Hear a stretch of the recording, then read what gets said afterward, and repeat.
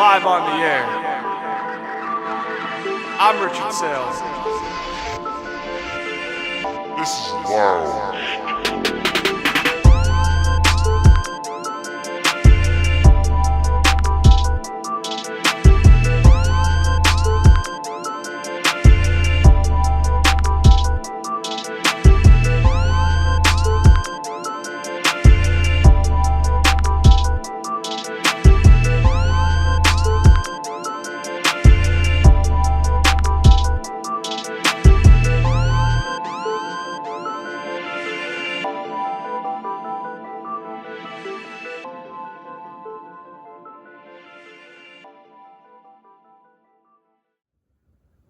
Hello, welcome back to another episode of Lounge Time. I'm your host, Rich Saile, and on today's episode of 2026 Offseason Grades, I'm going to be going over the New York Giants, rounding out our last team for the NFC East. We just did the Cowboys episode not too long ago, so now we're doing the New York Giants, and this is a team that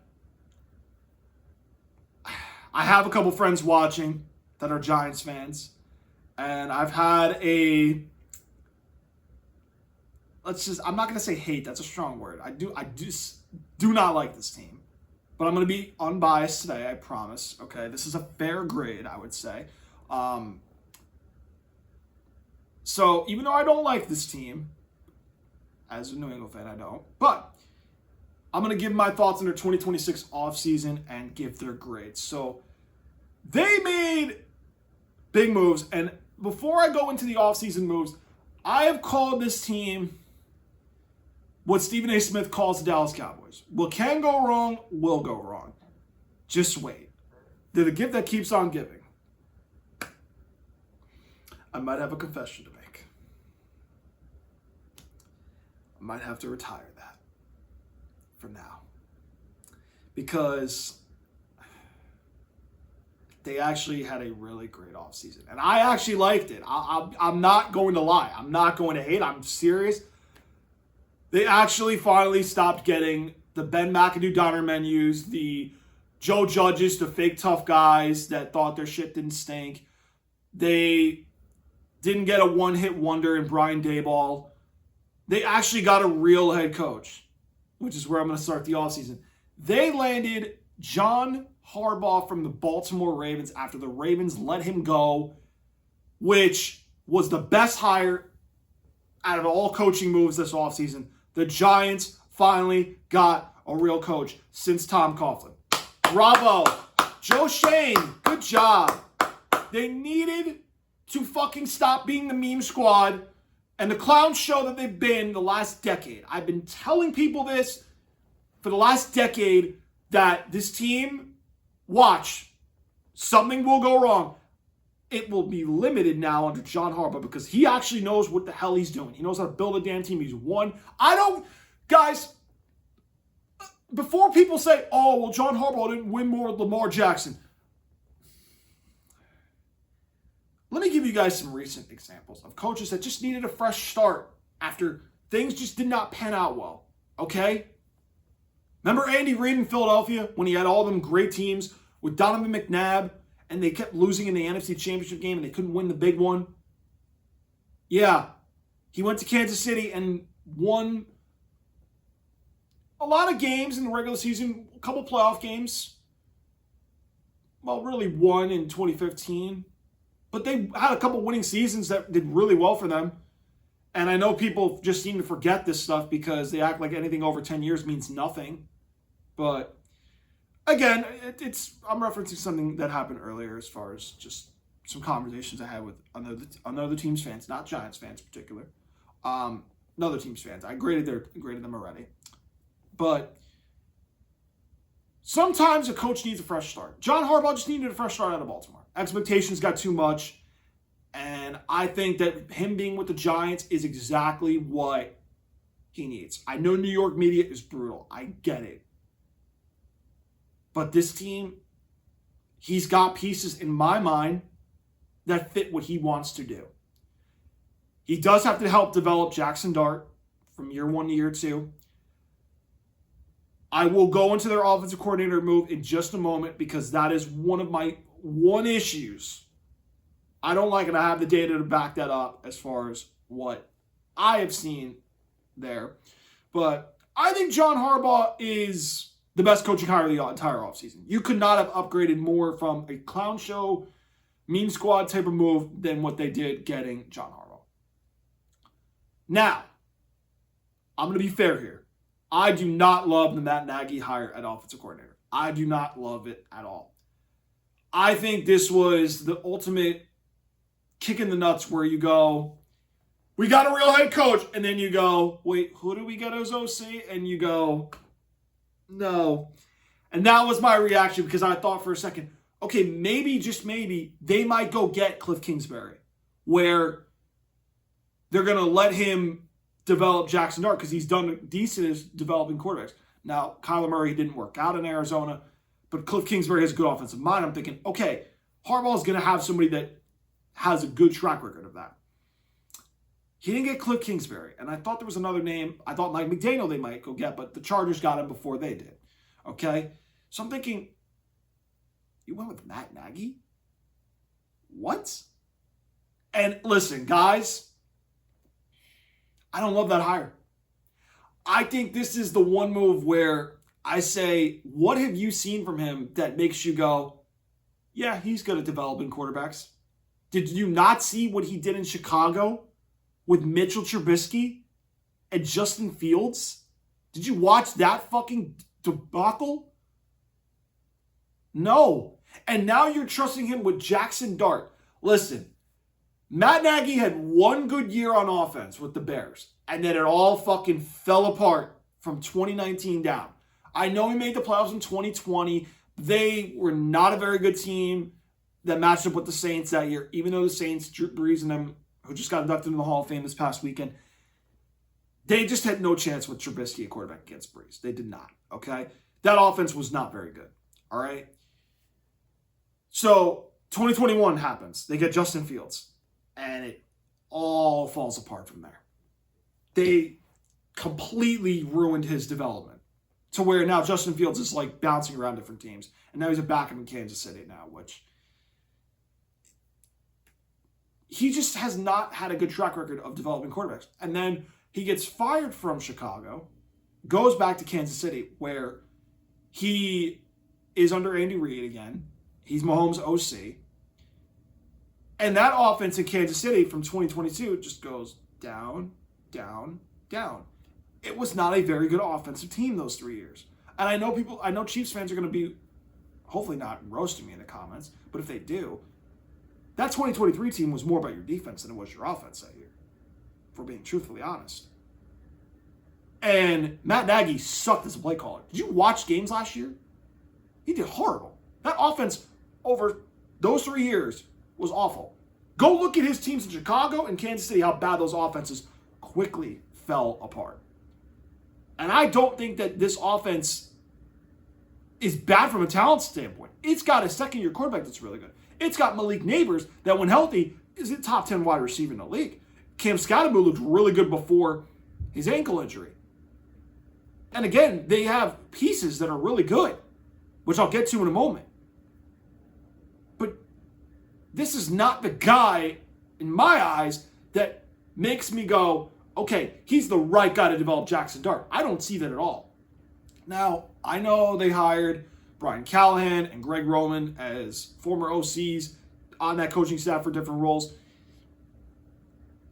They both haven't had the greatest record as far as what they've done significantly. I know Callahan was Burrow's OC with Cincinnati in 2021 and 22, I want to say, maybe 23 for a little bit.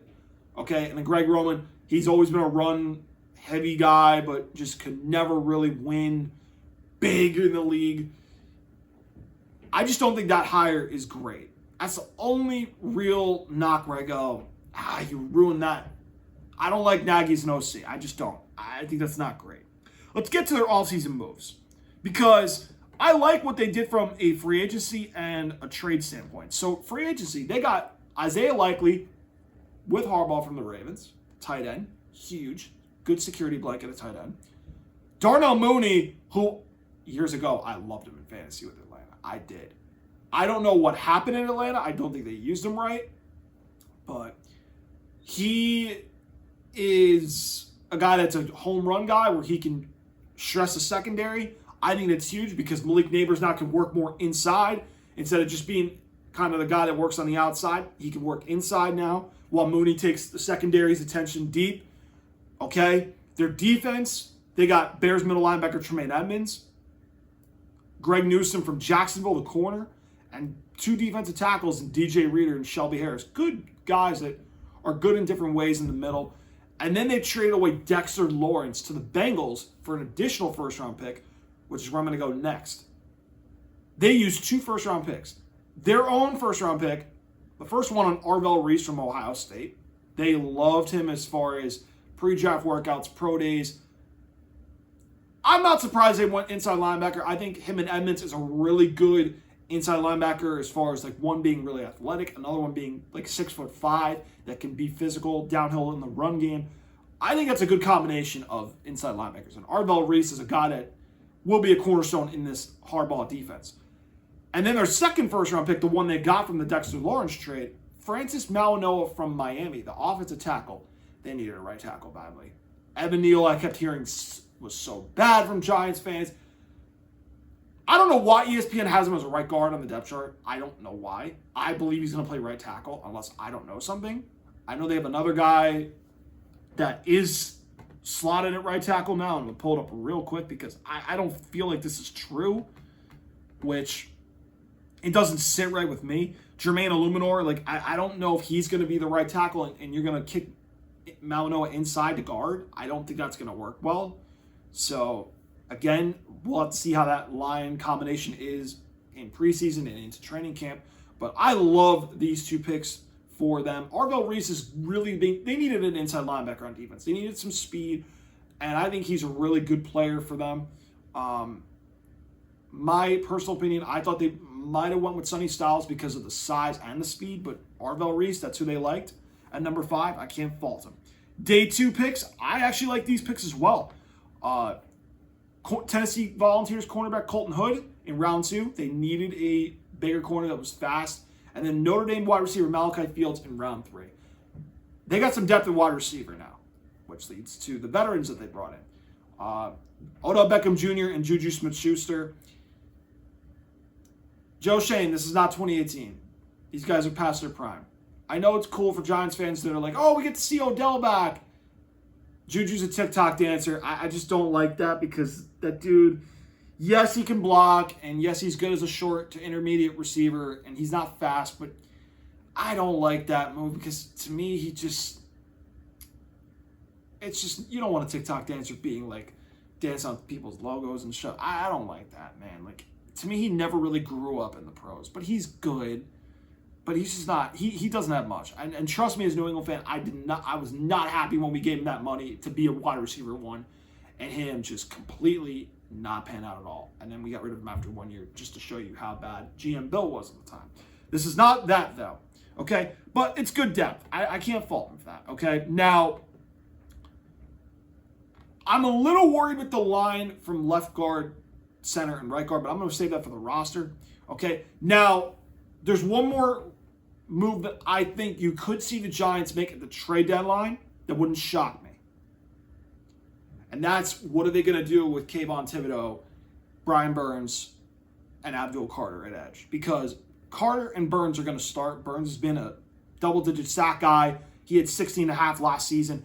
Abdul Carter, really good at pressures. Kayvon Thibodeaux, to me, is a starter in this league. I don't think he's happy about being a rotational piece. I think the Giants are looking to trade him, and I've heard teams like the Saints be linked. I'm praying New England gets an edge. I would love Kayvon Thibodeaux at edge, personally, for me. But I'm not trying to make this about on the Giants' grade. I'm saying I don't think the Giants are keeping all 3. I think one of them is definitely getting traded, and it's likely Kayvon Thibodeaux.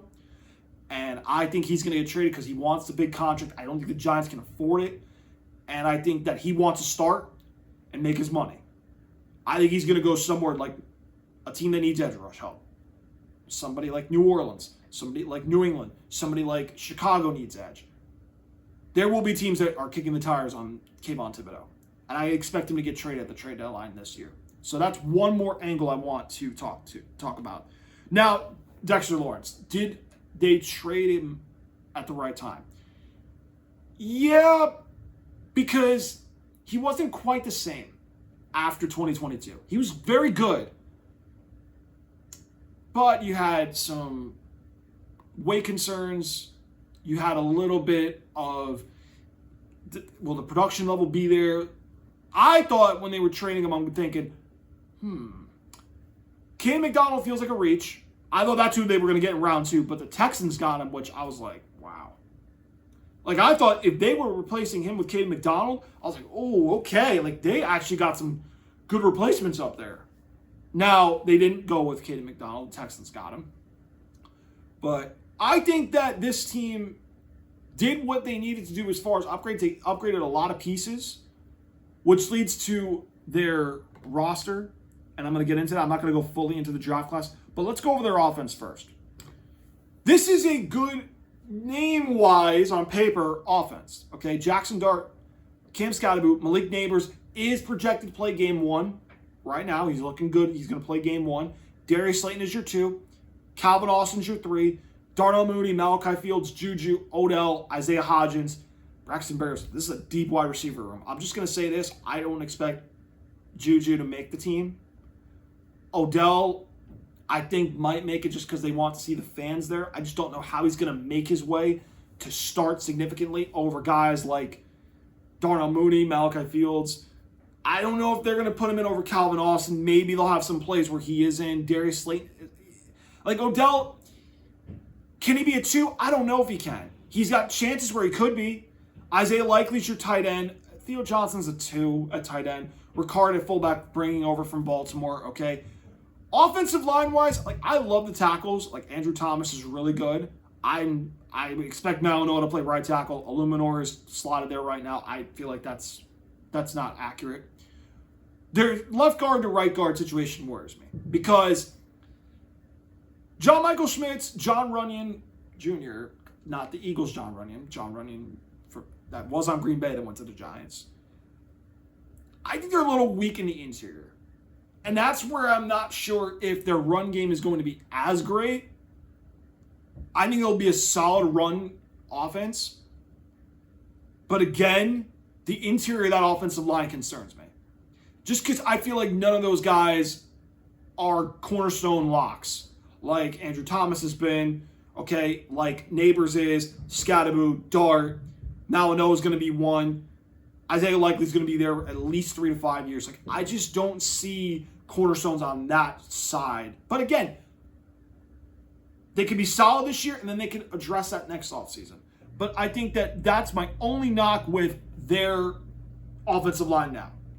But I do like everything else. I just feel like it's surprising if Malinois kicks inside the guard and Illuminor's right tackle. I feel like that's inaccurate. Malinois and Thomas a tackle, I love. With the receivers, the running backs, Dart, okay?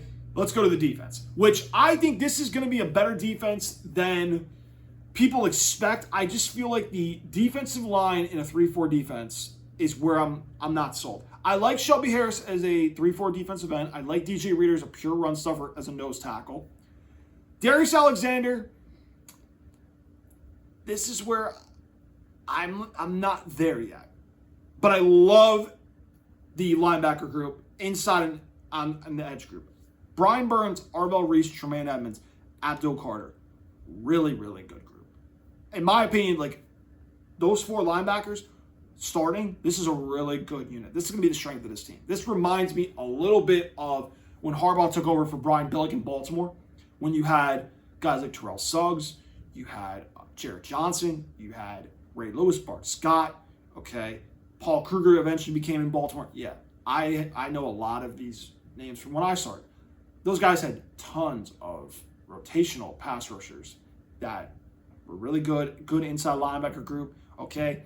Now, the depth is not, I mean, Kayvon's really good, but I don't think Kayvon's happy being a second-string edge rusher. I don't think he's happy about that. He wants to start, okay?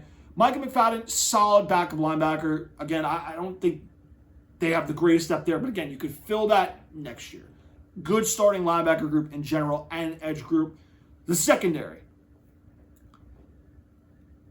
I think this is better than people want to say it is. Okay, Paulson Adebo, solid outside corner. Tyler Newman and safety, I think they could be a little better there. Javon Holland was a thorn in the side when I remember him in Miami. He was annoying, but he's a very good free safety. I like him. Greg Newsome as a guy that can be an outside corner. He was solid in Jacksonville, solid with Cleveland. Drew Phillips is a nickel. And then you have like Deonte Banks, Ardarius Washington, Colton Hood from Tennessee. I think is going to work his way in the lineup at some point. I think the secondary depth is not, it's not weak, but it's not elite. It's very good. It's good. Okay. Safety depth, maybe they need like one little piece because I'm not sold on Tyler Newman as a strong safety. Jason Pinnock is okay. Elijah Campbell, like, all right, you know. But I just feel like they're missing one safety that would help them a little bit. But I like this roster much better than I have in previous years. And I think that John Harbaugh, he filled a lot of gaps that this roster needed to fill.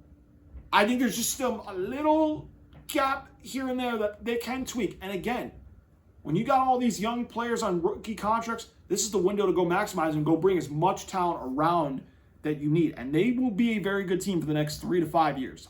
All right? And they're going to be just like Denver. They're going to be just like New England with quarterbacks on cheap contracts to get good pieces around them. And they're going to be really, really good for the next 3 to 5 years. The Giants have entered that category. Let's go to their schedule. Because this is another team I think that's going to be fighting for a wild card spot. And it's going to be, can they get one wild card spot for them? Okay? Opening up with the Cowboys.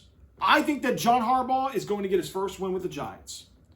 And they beat the Cowboys. Because you got all offseason, they're hearing all the Cowboys own them. In MetLife, New York, bright lights. Okay? They're ready. They're going to beat the Cowboys at home. Go 1-0. At the Rams on a Monday night after. Okay, that's a loss. They are not talented enough to compete with the Rams. And going from East Coast to West Coast, what the additional day is nice, they're going to still lose to the Rams 1-1. Home for the Titans, back on a short week to home. They will beat the Titans, but it will be closer because of the West Coast to East Coast schedule.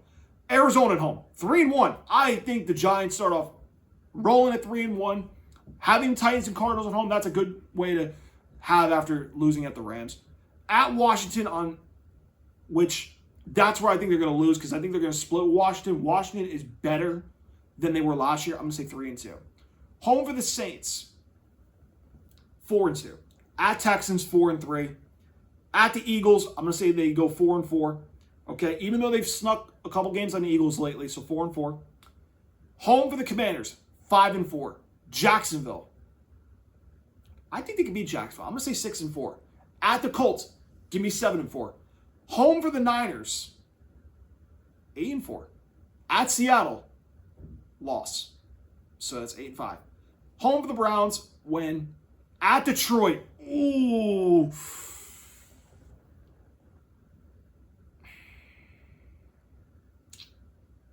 I said 9-4, right? No, 9-5? Okay, yeah, 9-5. No, I'm going to say that's a loss. 9-6. Okay. At the Cowboys. 9-7. Home for the Eagles with a playoff spot on the line. Oh, this is spicy. And the Eagles and Cowboys might be fighting for the division. I think they get the Eagles last week of the season, and they're going to make it sweat in the NFC playoff race. I could see 9-8.